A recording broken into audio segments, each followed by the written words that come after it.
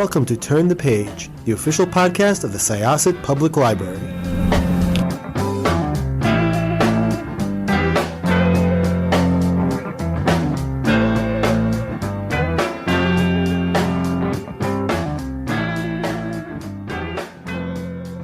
Hello, everybody. This is Evelyn Hershkowitz, Reader Services Librarian at the Syosset Public Library, and this is the Turn the Page podcast. Thank you for joining us.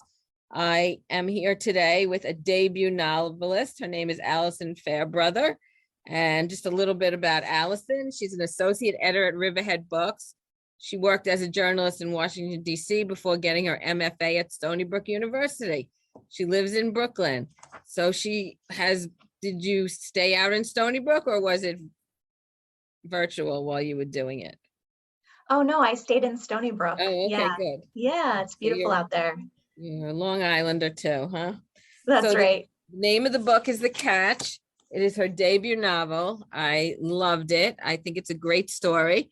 I highly recommend any book club that's looking for a book to definitely pick this one. I think there's so much to talk about. It's very packed with things to talk about. I don't want to give anything away. So Alison, if you don't mind, if you could just tell everybody what the book is about. Yeah, I'd love to. The Catch is about a young woman, a female journalist working in Washington, D.C., who learns this shattering information about her father after he dies that causes her to make surprising choices in her own life. So it's about being young and starting a life and a career in this vulnerable time of your early 20s, when people often feel so adrift and you're sort of figuring out who you want to be and what you want your future to look like. And then for Ellie, the main character of The Catch, it becomes even more vulnerable and disruptive because the moment she goes off on her own, her father dies. And so she has to do this work of figuring out who she wants to be while grieving. And she's looking forward into the future, but she's sort of caught in the past. And I think grief is a really intense laboratory of feelings about the past. And because I think grief can be such a weighty subject, I tried to come at it partly from an angle of humor and surprise, because there are moments, even when life is really shifting beneath your feet, that are charming and joyful and funny. So the novel tries to bring a kind of lightness and a humor to the subject of loss, because it's also about regaining a sense of self separate from one's family. Absolutely. Great telling about the book. Absolutely great. I just want to say Emma Straub, who is definitely one of our favorite authors around here. She said this big-hearted debut absolutely crackles with smarts. The sentences are crisp. The story unfurls. The characters are just right. The Catch is a delightful read about love, loss, and the vulnerability of growing up. So that was a nice review there. Now, how did you come up with this idea from the book? Is this 24-year-old you? She's not me, but I think that what animates a great book for me is a sense of truth and a sense that the character has sort of been marinating in these ideas for a long time. And I did lose my own father when I was roughly Ellie's age. So I spent a long time thinking about what it means to go through such a loss and how devastating it can be, but also how it can be a sort of opportunity to reshape some of my assumptions about the world, and to sort of change certain attitudes about family and about love relationships and about work. So I did use that loss as an impetus to write the book, though the character isn't me. Did you have to do a lot of research for this book? Only 34 years of research. Just life in general? No, life in general, I think. I did a lot of thinking about the kind of puzzle of growing up, and it relates to the title itself, right? The catch in the title refers to, there's a kind of central talisman figure object in the book. It's a baseball. And so the catch refers to that baseball around which some of the plot revolves. But I also used the catch as kind of a metaphor for the experience of losing a parent as you start out in the world and the kind of catches that are inherent in growing up. So I did a lot of thinking about that there's a catch to having loved someone often, because you have to accept the parts of love that can cause pain. There's a catch to becoming an adult, because you sort of have to overcome your family in certain ways despite being shaped by them. And then I think the sort of most significant catch is that despite anyone else's help or encouragement or model, only you can decide who you're going to become. So those are some of the themes that I really played around with and did a lot of thinking about. I'm not sure the research, it wasn't book research, but it was certainly a lot of dedicated time and thinking. One of the characters is an economist. Did you have to research that a little bit, knowing what his job really was, or being that you lived in Washington and you were a reporter in Washington? What exactly did you do in Washington? Yeah, I ran a small journalism nonprofit that did investigative journalism relating to environmental issues. So I actually spent a lot of time researching things like water pollution and the mating habits of seabirds. Well, that's what I was going to ask you. There is a section in there about the osprey. So did you have to research that, or did you know all about that?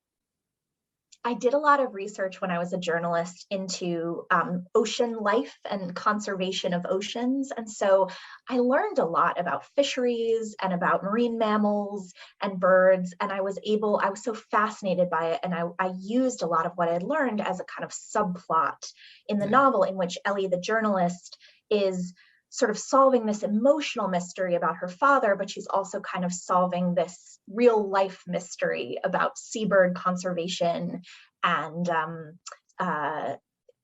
learning about the environment as she's learning about herself. Right.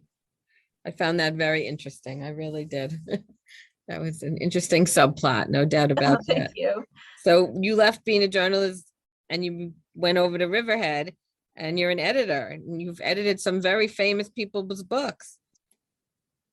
Yeah, I love my job so much. It's such a joy to work with writers and to really work with them early, so that you're at the stage of thinking about what a book wants to become, and so I think of what I do as kind of helping a manuscript, helping a novel grow up into its sort of most realized version of itself. And of course, there's a lot of parallels then in writing a coming of age novel, where you're thinking about a character's growth. But I have learned so much from my job as an editor, and I've loved working with novels and with novelists, and it's just been a dream. Yeah. Here's a quote from I believe Meg Wolitzer is one of the people you've edited. Yes. Okay, so here's a quote by her for your book, The Catch. In this wonderful, wholly absorbing family drama with a mystery at its beating heart, Alison Fairbrother asks, why are we owed by the people we love? The answers she provides are funny, sad, complex, and always surprising. I love this book, and you will too. Meg Wolitzer, author of The Female Persuasion. Now, Meg actually grew up in Syosset. Right, yes. And I believe she's been on the podcast as well. Yes. So my story about Meg is that she was actually my teacher in graduate school at Stony Brook. That's great. So I met her when I was a student, and she was an incredible teacher and mentor to me. She ended up being my thesis advisor. So I wrote a very early version of this novel sort of under her guidance. And then I, had the great fortune of getting to take this job at Riverhead Books, where I work for Meg's editor, Sarah McGrath. So it's a full circle, moment, but it's really special and lovely. And we do have this Long Island connection. Right. So who edited your book? So my editor is the legendary editor, Kate Medina at Random House. Okay. And she is just a stunning editor. She made me work so hard on this novel, and she made it so much better. And I've learned, a great deal from her about editing and about writing. And it's really been a pleasure. And the other thing is that my grandfather was a writer, and Kate Medina was actually his editor too. You can drop the name. It's okay. Tell everybody who your grandfather was.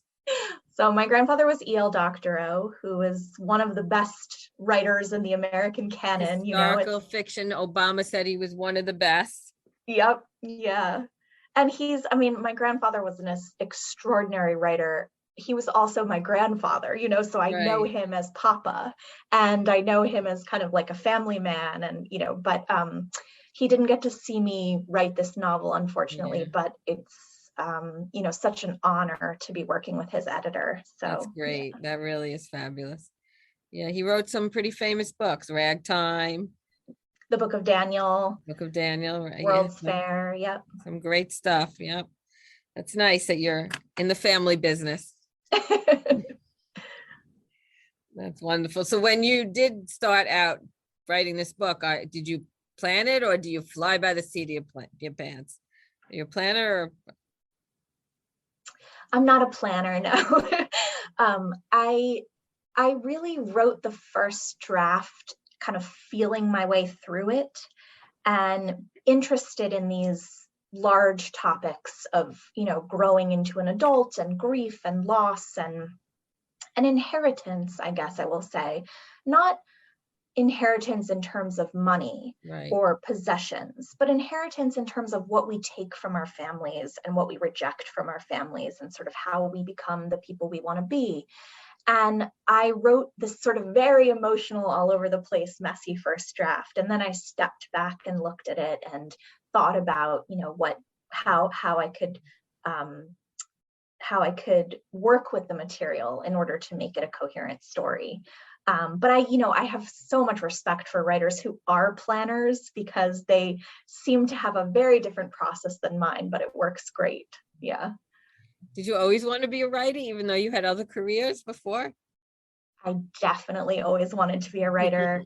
One of my earliest memories is writing a short story about a little golden flying pony and bringing it really proudly to my grandfather, who, had won like 7 Pulitzer Prizes and the National Book Award twice. And you're bringing him this story about a flying pony. And I remember just waiting for his reaction.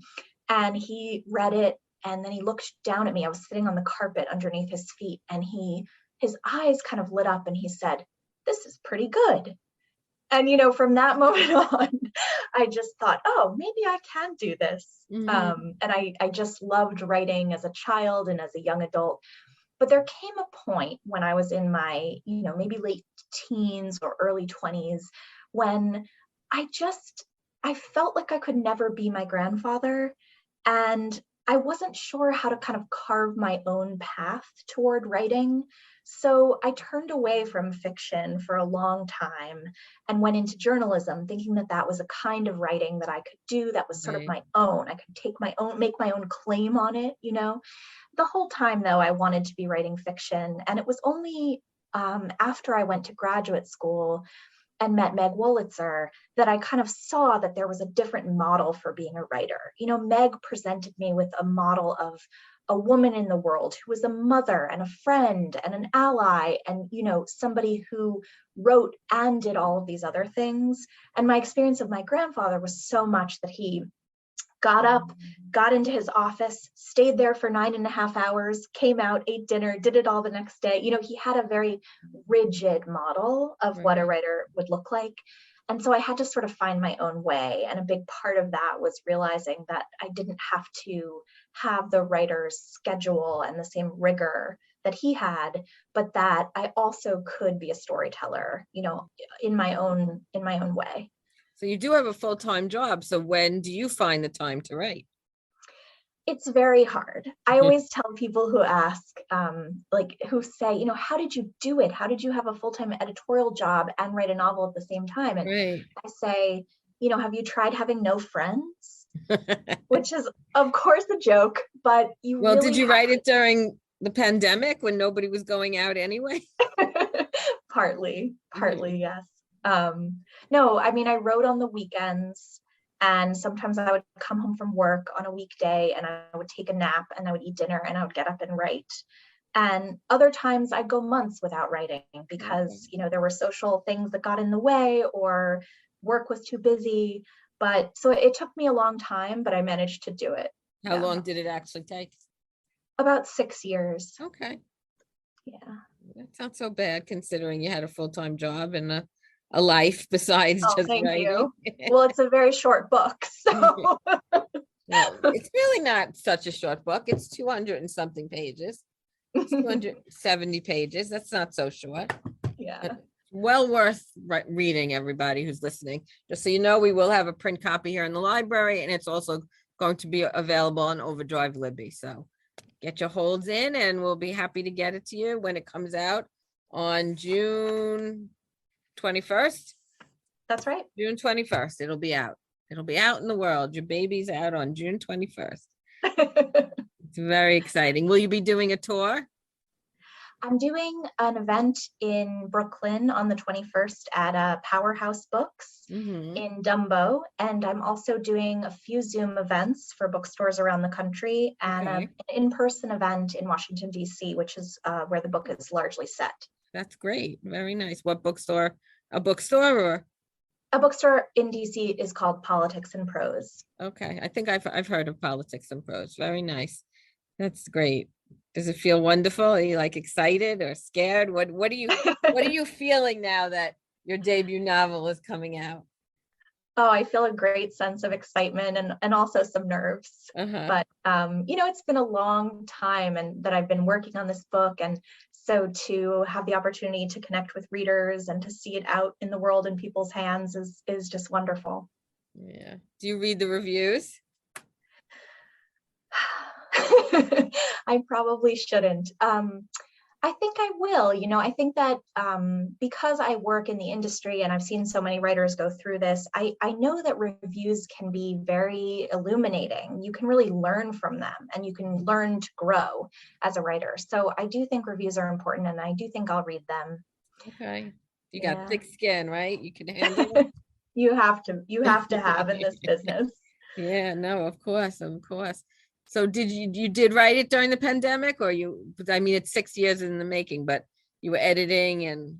I did write the final draft in the pandemic, and I did find that the pandemic was a very good chunk of focused time.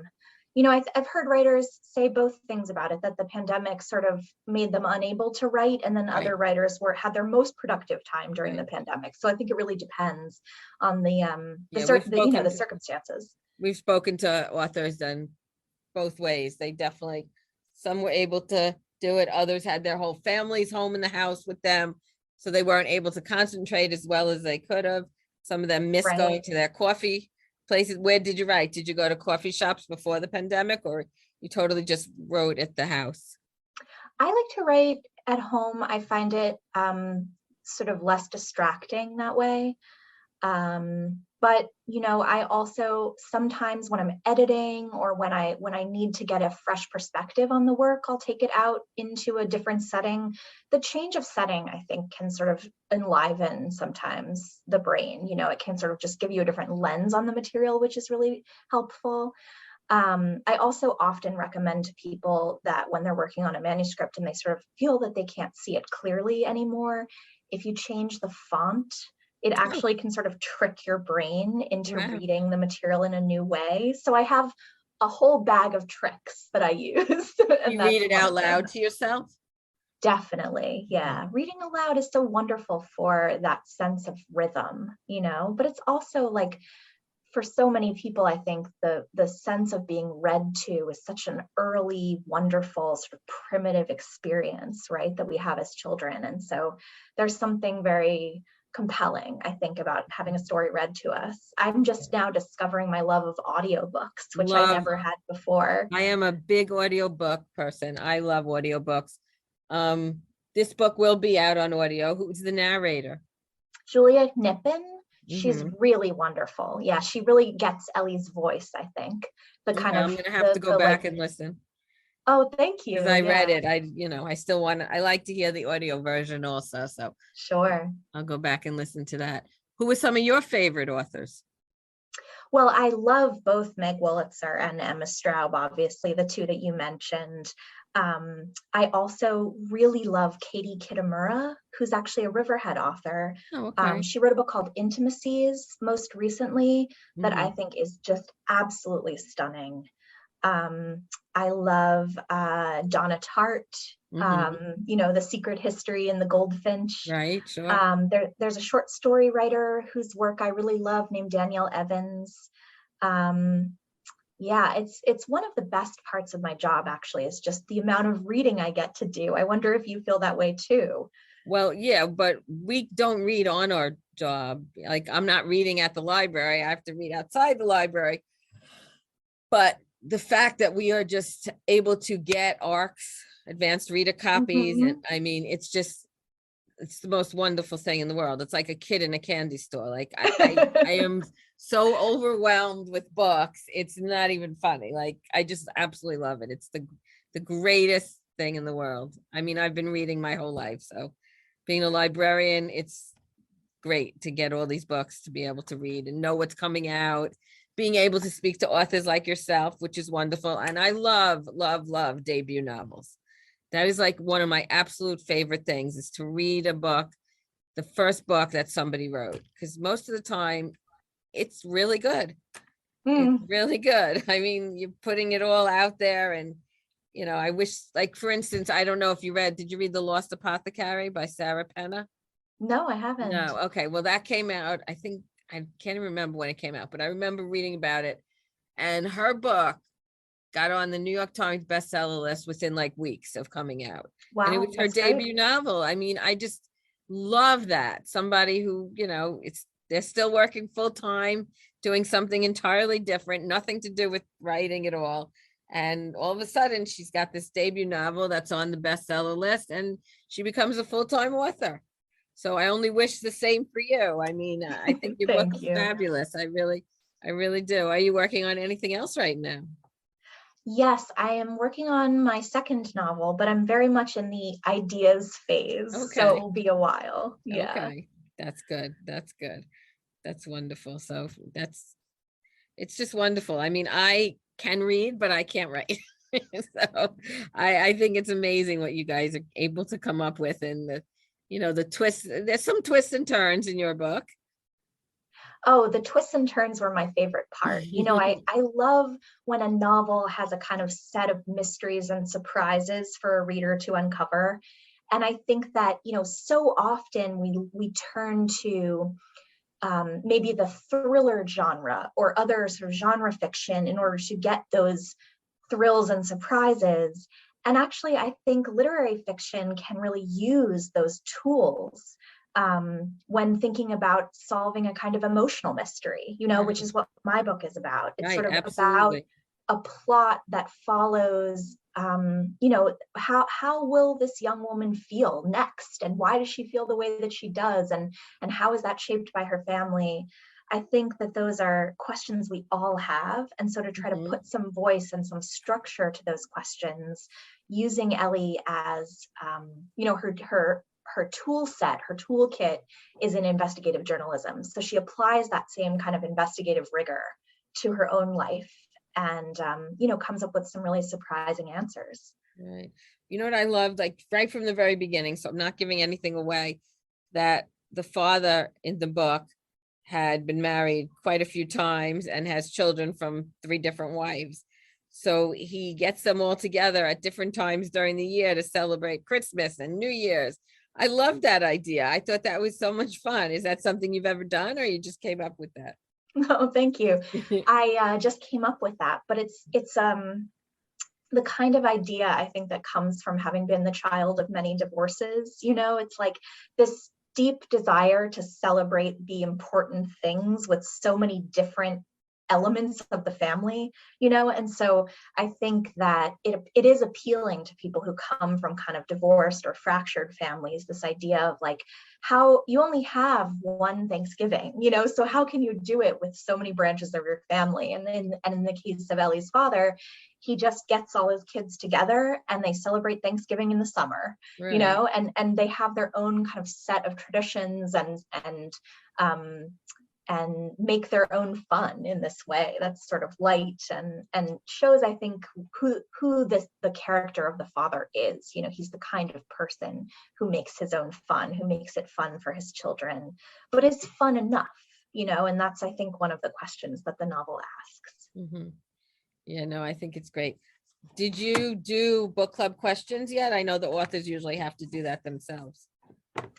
I had the great luck and fortune of having my Random House team write amazing book club questions. Oh, And I good. think they should be up on the website before the 21st. So Oh, I that's hope so that wonderful. Okay, good. yeah, we can point readers there. Okay. Is this book, it's coming out in hardcover, right? So usually hardcover books don't put the questions in. A lot of the paperbacks do that. That's right. So Yeah. you'll be able to get them on the website. So that is great. On the Random House website or on your website?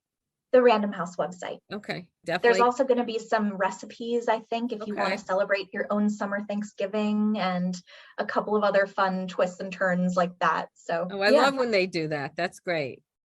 That's great it makes my life easier when I have book clubs that do it. And they come in good. and they ask for stuff and I go to the website and I'm able to get this whole packet for them and just print it out. It definitely makes my life a little easier too. But that's great that they're doing that for your book. Terrific. The Catch. It's really great. I so enjoyed it. So I want to thank you so much for speaking to us at Turn the Page at the Syosset Public Library. And Thank then your you. It's next, such an honor to be here. yeah. So like I was telling Alison earlier, I couldn't find another interview. So she said this is one of her first. So thank you for being here with us. Thank you for I having really me. appreciate it. And good luck with the book and good luck with the small tour. Thank you And so all much. and being in person is going to be great. People are going to be thrilled to see you. That's going to be really nice. So Thank you. enjoy. So this is Evelyn here with Alison Fairbrother, who wrote The Catch. It's her debut novel. And I'm going to close this chapter of Turn the Page. Thank you, everybody, for listening. It's time to close this chapter of Turn the Page. Join us for the next episode.